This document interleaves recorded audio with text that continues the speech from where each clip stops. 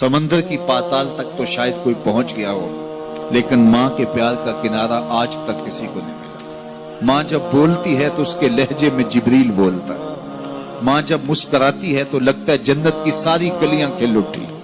अल्लाह ने उसके सीने में वो दर्द, वो दरक, वो मोहब्बत, वो उल्फतों का एक जहां आबाद कर दिया है। माँ तो फिर माँ ही होती है। उसके सीने में रखा हुआ प्यार तो एक अजीब कायनात है। तड़पती हुई ममता एक अलग ही जहान है। कभी आपने देखा हो कि बच्चा घर से निकलता है, दुनिया की बड़ी बड़ी दानिशगाहों में उसका इंतजार हो रहा होता है, लोगों को अक्लो बीनिश सिखाने जा रहा होता है, उसकी एक एक बात को लोग मोतियों की तरह झोलियों में डालते हैं। और दुनिया की दानिशगाहों में, यूनिवर्सिटियों में और दरसगाहों में लोग उसके मोतियों जैसे जुमले सुनने के लिए बेताब होते हैं कि ये अक्लो बीनिश का मुरक्का है, ये फहमो इदराक का पहाड़ है, इसकी बातें जिंदगी गुजारने का गुर सिखाती हैं।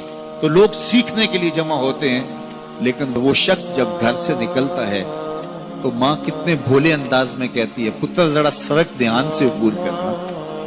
जो दुनिया को अक्लो बीनिश का सबक सिखाने जा रहा है उसको ये भी नहीं पता कि सड़क कैसे अबूर करनी है। लेकिन माँ के प्यार का रूप है, ये माँ की मोहब्बत का तेवर है, ये उसकी उल्फत के रंग हैं।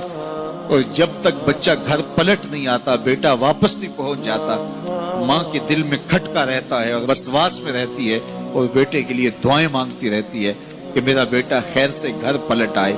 माँ के सीने में इतना प्यार क्यों है? दुख झेल लेती है, तकलीफें गवारा कर लेती है। गरीब माएं तो बेटों और बेटियों का पेट पालने के लिए किसी के घर के बर्तन भी मांजने पड़े तो इससे भी गुरेज नहीं करती।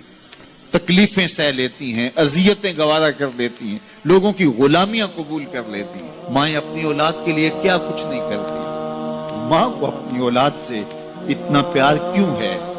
एक ही जवाब है, इसलिए कि माँ ने औलाद को जन्म दिया है। मेरे जुमले को दिल के कानों से सुनना। जिस माँ ने जन्म दिया है वो इतना प्यार करती है तो जिस रब ने खलक किया है वो कितना प्यार करता है। जन्म देने वाली के प्यार का ठिकाना कोई नहीं, तो जो खलक करने वाला है उसके प्यार का अंदाजा कौन कर सकता? तो माँ गवारा नहीं करती कि मेरा बेटा भूखा रहे, तकलीफ में रहे, बेटा भूख में तड़पे तो माँ बेचैन हो जाती है। तो जो 70 माओं से ज्यादा प्यार करता है उसने कैसे गवारा कर लिया कि मेरा बंदा भूखा रहे? सहरी का खाना खाया है, कड़कती दोपहर है, बरसती गर्मी है, जुबान पे पिपड़ी जम गई, हलक खुश्क हो गया, खाने के लिए पीने के लिए सब कुछ मुयस्सर है, लेकिन कहा नहीं एक घूंट भी नहीं लेना। वुजू करते भी एहतियात करना है, हलक से नीचे कोई कतरा उतर ना जाए, कुछ खाना भी नहीं। 70 माओं से ज्यादा प्यार करने वाले रब ने ये कैसे गवारा कर? इस मसले को समझने के लिए फिर दोबारा माँ की आगोश में आना पड़ेगा। बेटा बीमार हो गया, माँ डॉक्टर के पास ले गई, उसने दवा तजवीज की, सिरप लिखा, वो कड़वा था, बेटा पीता नहीं। माँ ने जबरदस्ती उसको लटा लिया, उसका हलक खोला, मुंह खोला, उसमें कतरे सिरप के टपका रही है। बच्चा चीखता है, रोता है, लेकिन जूजू वो कतरे हलक से नीचे उतरते जाते हैं, माँ के चेहरे पे तमानियत आती जाती है। क्या माँ सफाक हो गई है? नहीं। माँ की ममता छिन गई? नहीं। वो जो बेटे की आंख में आंसू नहीं देख सकती थी, वो तड़पते हुए बच्चे को देख के मुतमईन क्यों है? क्या माँ की ममता रुखसत होगी? जवाब नहीं। तो फिर क्यों माँ इतनी खुश है? कहा बेटा नहीं जानता, माँ जानती है।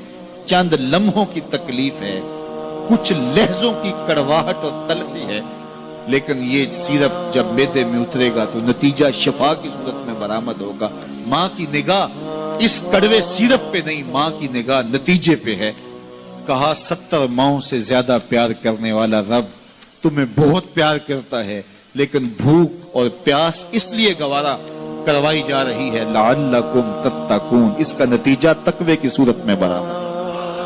तुम्हें इत्तिका की दौलत मिलेगी, तुम तकवे का नूर पालोगे। इसलिए महीना एक मौका है, एक फुर्सत है। हम इस फुर्सत को गनीमत जाने और अपने नफ्स को काबू में करें।